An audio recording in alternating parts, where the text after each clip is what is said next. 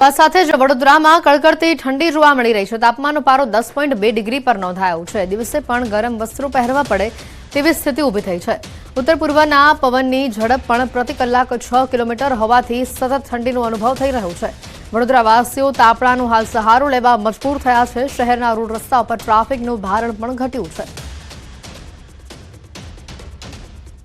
તો આ તરફ રાજસ્થાનમાં પણ કાતિલ ઠંડી પડી રહી છે। રાજસ્થાનના ઝુંઝુનુમાં છેલ્લા 4 દિવસથી ઠંડીનું જોર યથાવત છે।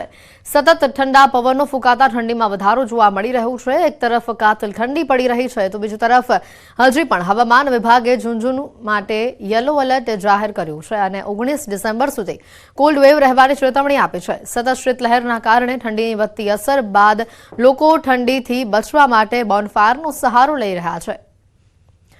જે રીતે રાજસ્થાનમાં ઠંડીનો પાર ઓગળી રહ્યો છે આ દ્રશ્યો પણ બતાવી રહ્યા છે। વહેલી સવારે પણ ક્યાંક જે પાતળી બરફની ચાદર છવાયેલી જોવા મળી રહી છે। રાજસ્થાનમાં કાતિલ ઠંડી જોવા મળી રહી છે।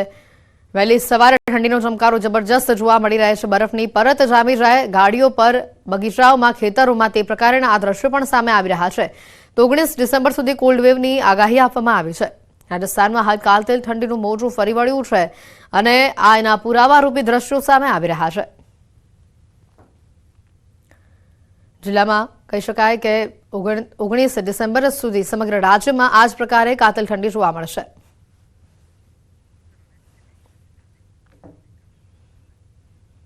કચ્છથી પણ ઠંડીને લઈને સમાચાર આવી રહ્યા છે। 2 દિવસ કોલ્ડ વેવની આગાહી આપવામાં આવી છે। કચ્છમાં 2 દિવસ ઠંડીનું યલો એલર્ટ જાહેર કરાયું છે। કચ્છમાં આગામી 2 દિવસ કોલ્ડ વેવની આગાહી છે। નલિયામાં તાપમાન 5 ડિગ્રી સુધી નીચે જવાની શક્યતા છે। કચ્છના લોકો માટે ભારે ઠંડીની ચેતવણી અપાઈ છે। આગામી 2 દિવસોમાં કોલ્ડ વેવની અસર વધશે અને નલિયામાં તાપમાન 5 ડિગ્રી સુધી ઘટવાની સંભાવના છે।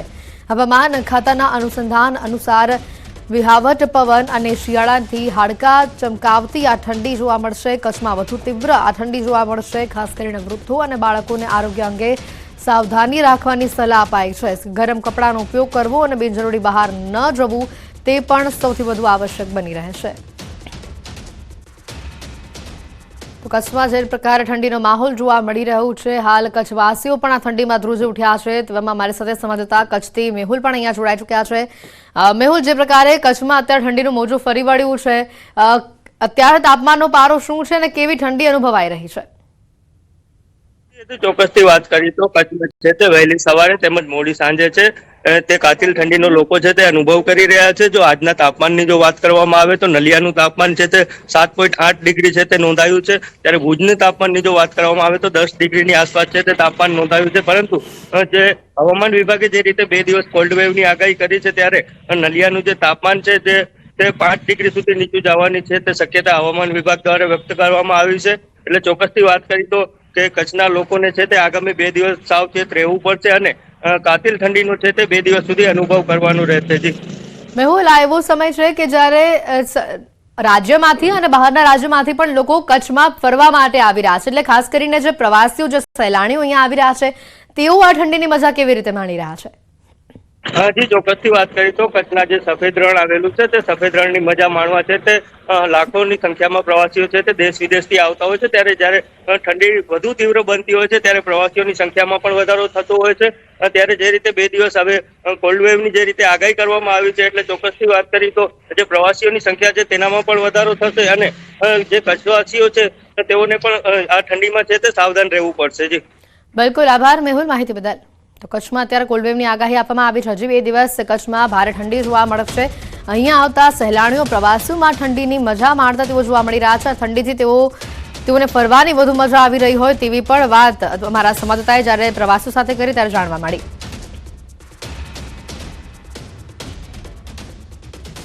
આગળ વધીએ અન્ય સમાચારો તરફ તો ઊંઝા એપીએમસી ચૂંટણીનું મતદાન શરૂ થઈ ચૂક્યું છે। ખેડૂત વિભાગની 10 બેઠકો માટે 20 ઉમેદવારો અને ખેડૂત વિભાગની 10 બેઠકો માટે કુલ 261 મતદારો અત્યારે કહી શકાય કે જે રીતે આ ચૂંટણીના મૂડમાં જોવા મળી રહ્યા છે। 20માંથી 5 ઉમેદવાર દ્વારા ભાજપના મેન્ડેટવાળા ઉમેદવારોને સમર્થન આપવામાં આવ્યું હોવાની પણ માહિતી છે।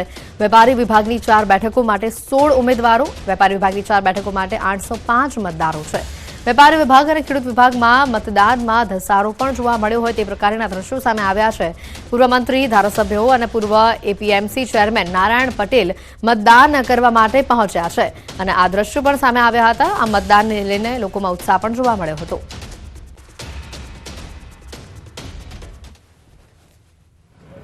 ખેતીવાડી ઉત્પન્ન બજાર સમિતિ ઊંઝાની ચૂંટણી યોજાઈ રહી છે અને વેપારી વિભાગ અને ખેતીવાડી ખેડૂત વિભાગની ચૂંટણી આજે ચાલી રહી છે.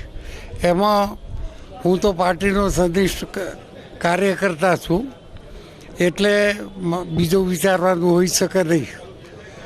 અને લોકોએ ઉત્સાહભેર જેને જે રીતે વોટિંગ કરવું હોય એ રીતે કરશે, એ જ અભિલાષ.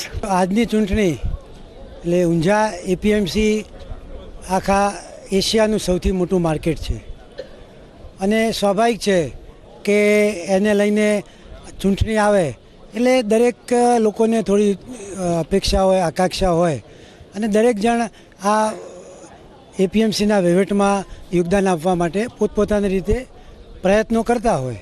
આ ચૂંટણી છે, ભારતીય જનતા પક્ષે જે મેન્ડેટ આપ્યો છે એ ઉમેદવારોને અમે વિજેતા બનાવવા પ્રયત્નશીલ. ઊંઝા એપીએમસીની ચૂંટણીને લઈ મતદાનની જે પ્રક્રિયા હોય છે તે શરૂ થઈ ચૂકી છે. તમે જોઈ શકો છો વેપારી વિભાગમાં હાલમાં મોટી સંખ્યામાં જે મતદારો હોય છે તે હાલમાં મતદાન કરવા માટે પહોંચી ચૂક્યા છે. 9 વાગ્યાથી આ જે મતદાનની પ્રક્રિયા હોય છે તમે શરૂ થઈ ચૂકી છે. તમે જોઈ શકો છો આ તમામ જે વેપારી વિભાગમાં જે ઉમેદવારો હોય છે, ભાજપ સહિતના જે અપક્ષ જે ઉમેદવારો ઉભા રહ્યા છે, તમામ ઉમેદવારો હાલમાં જે મતદારોને રીઝવવાનો એટલે કે ઉમેદવારનું જે મતદારો હોય છે તેમનું સ્વાગત કરવા માટે ઉભા છે. હું અંદર બતાવવાની કોશિશ કરીશ કે સવારથી જે લાઈનો હોય છે તે જોવા મળી રહી છે. તમામ જે ઉમેદવારો હોય છે કે જે મતદારો હોય છે તેમાં ઉત્સાહ જોવા મળી રહ્યો છે. તમે જોઈ શકો છો અહીંયા જે મતદાનની પ્રક્રિયાને લઈ હાલમાં ઉત્સાહ જોવા મળી રહ્યો છે. લોકોની સવારથી જે લાઈનો હોય છે જોવા મળી રહી છે. અહીંયા 2 ભાગમાં હાલમાં વેપારી વિભાગ માટે જે મતદાન હોય છે શરૂ થઈ ગયો છે. અહીંયા તમે જોઈ શકો છો કે અહીંયા જે મતદાનની પ્રક્રિયા હોય છે ચાલી રહી છે. અહીંયા મતપેટીમાં જે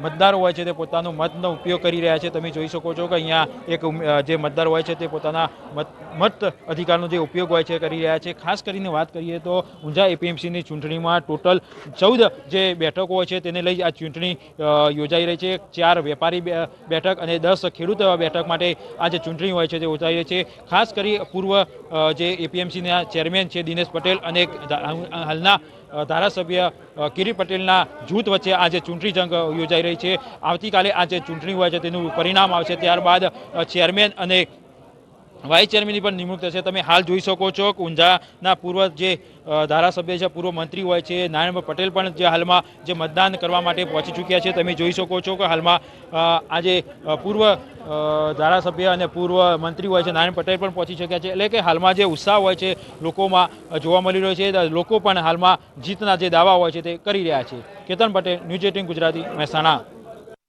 જામનગરમાં ડુંગળીની રેકોર્ડ બ્રેક આવક નોંધાઈ છે. હાપા માર્કેટિંગ યાર્ડમાં ડુંગળીની આવક જોવા મળી રહી છે. માર્કેટિંગ યાર્ડમાં વાહનોના થપ્પા લાગ્યા છે. 225 વાહનોમાં 15,000 જેટલી ગુણીઓમાં ડુંગળી ભરી ખેડૂતો યાર્ડ પર પહોંચી રહ્યા છે. હાપા માર્કેટિંગ યાર્ડમાં આજથી ડુંગળીની આવક બંધ કરાઈ. નવી જાહેરાત ન થાય ત્યાં સુધી બંધ રાખવામાં આવે છે. જામનગરના હાપા માર્કેટિંગ યાર્ડમાં ડુંગળીની આવક હાલ બંધ કરાઈ હોવાની માહિતી છે. વધુ માહિતી મેળવીશું. સંવાદદાતા કિંજલ જોડાઈ ચૂક્યા છે ફોન લાઈન ઉપર. કિંજલ, જે રીતે ડુંગળીની મબલક પ્રમાણમાં આવક જોવા મળી છે અને હાલ આ આવક ઉપર રોક લગાવવામાં આવી છે, બંધ કરવામાં આવી છે, જ્યાં સુધી નવી જાહેરાત ન થાય ત્યાં સુધી, વધુ અપડેટ શું? બિલકુલ હેતવી, જે પ્રકારે વાત કરવામાં આવે જામનગરના હાપા માર્કેટિંગ યાર્ડમાં જળસીઓની આવક છે તે વધી રહી છે. જે પ્રકારે અગાઉ મગફળીની આવક છે તે બમ્પર થઈ હતી, ત્યારબાદ ફરી એકવાર ડુંગળીની રેકર્ડ બ્રેક આવક છે તે નોંધવામાં આવી છે. આજે વહેલી સવારની વાત કરવામાં આવે તો 250 જેટલા વાહનોમાં 15,000 જેટલી ગુણીઓ જે ડુંગળીની છે તે ભરી અને ખેડૂતો પહોંચ્યા છે. વહેલી સવારે જે હાપા માર્કેટિંગ યાર્ડ છે ત્યાં બહાર રસ્તા ઉપર લાંબી ડુંગળી ભરેલા વાહનોની કતારો છે તે જોવા મળી હતી. બીજી તરફ જે હાપા માર્કેટિંગ યાર્ડ છે એ પણ ડુંગળીથી છલકાયું છે. ત્યારે યાર્ડના સેક્રેટરી હિતેશ પટેલ દ્વારા આજે સવારે 9:30 વાગ્યાથી આ ડુંગળીની આવક છે તે બંધ કરવામાં આવી છે અને વધુ નવી જાહેરાત ન થાય ત્યાં સુધી હાલ ખેડૂતોને ડુંગળી લઈ ન આવવા ઉપર જે છે તે અનુરોધ કરવામાં આવ્યો છે. જે પ્રકારે વાત કરવામાં આવે મગફળી બાદ ડુંગળીની મબલક આવક થતા જામનગરનું હાપા માર્કેટિંગ યાર્ડ છે તેમાં ખેડૂતો સૌથી વધુ આવતા હોય તેવું લાગી રહ્યું છે. બિલકુલ. હાલ ડુંગળીને લઈને જે યાર્ડ છે તે છલોછલ થયું છે. બિલકુલ, આભાર કેન્જલ માહિતી બદલ. સમાચારોમાં હાલ રોકાઈશું એક બ્રેક માટે.